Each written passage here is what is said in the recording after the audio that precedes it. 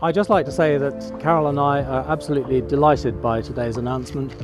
In a realm where every gesture is measured and every word carries weight, no one saw this coming, least of all Queen Camilla. Carole Middleton, the mother of Princess Catherine and once a quiet figure in royal circles, has made a choice so personal and bold that it has reportedly shaken Buckingham Palace to its core. Sources say Queen Camilla was caught entirely off guard, even moved to tears by what unfolded behind closed doors. But what could Carole possibly have done to spark such an emotional reaction? Let's uncover the story.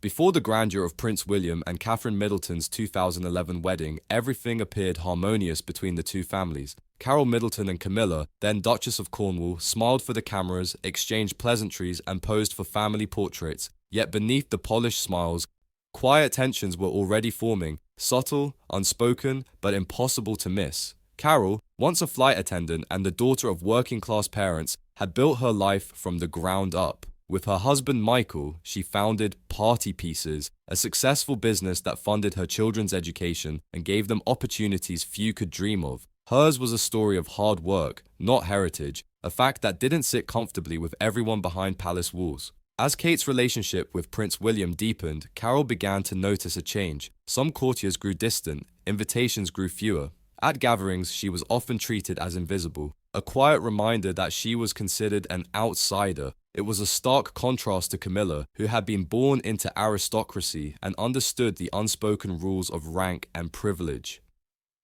As the royal wedding approached, Carole hoped to add personal touches to the celebration, simple gestures from her family that reflected warmth and connection. But many of her ideas were dismissed. Even small decisions like flower arrangements and guest lists were taken out of her hands. Her role, it seemed, was to smile and stay silent. After the wedding, those quiet slights continued. Kate, now a duchess, was fulfilling her royal duties with poise, but her mother could see the growing strain. Visits became rare, family holidays were dictated by protocol, and Christmas at Sandringham became an expectation, not a choice. When Prince George was born in 2013, Carole hoped to play an active role as a grandmother. Instead, royal nannies and schedules left little room for her involvement. Insiders claimed Queen Camilla supported such arrangements, a subtle move to limit the Middleton influence.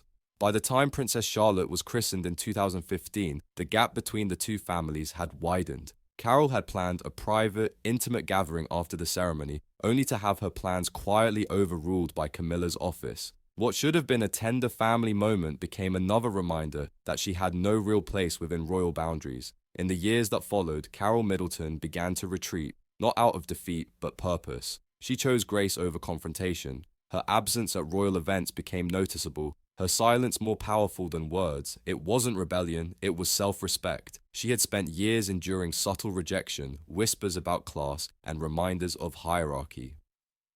While she never saw influence, she came to realize that even silence could be strength, and as time passed, she began keeping meticulous notes of every cancelled visit, every ignored message, every moment that revealed how power truly functioned inside the palace. By 2018, at Prince Charles's 70th birthday celebration, the tension reached a peak. Witnesses say Carole overheard Camilla make a pointed remark about new money and heritage. No names were mentioned, but the meaning was unmistakable. For Carole, that was the final straw. Not anger, but clarity. From that moment, she stopped trying to fit in. She focused on her business, her home, and her family on her own terms. But she also started connecting dots. Through her wide network, she learned of financial details, property dealings, and internal inconsistencies that painted an uncomfortable picture of palace management. Then, on February 6, 2025, Carole Middleton arrived at Buckingham Palace unannounced. No press, no aides, just a single briefcase.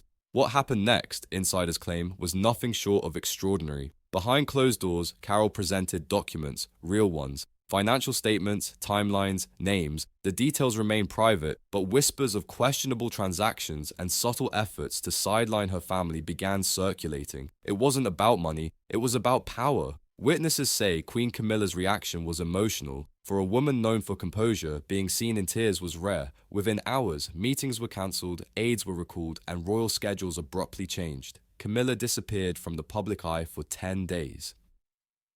When she finally re-emerged for Commonwealth Day, her demeanour had changed, quieter, more withdrawn. Inside the palace, loyalties split. Some sympathized with Carole's quiet defiance, others saw it as an act of disruption.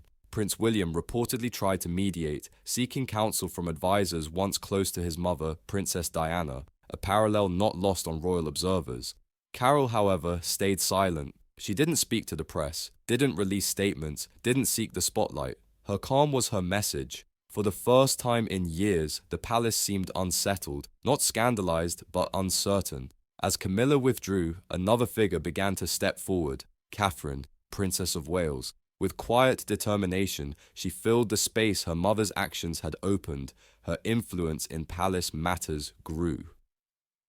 Meetings moved closer to the king's office. Decisions once made without her input now required her approval. Even her public image evolved, a blend of tradition and modern relatability, re-wearing old outfits, choosing approachable designs, and showing glimpses of genuine family life. It wasn't rebellion, it was evolution. Now, in 2025, one truth has become clear. Power inside the monarchy doesn't vanish, it shifts. And right now, it seems to be moving toward the Middletons. So, the question remains, has Princess Catherine quietly become the true force within Buckingham Palace? And was Carole Middleton's briefcase visit the moment that changed everything? Stay tuned, the story is far from over.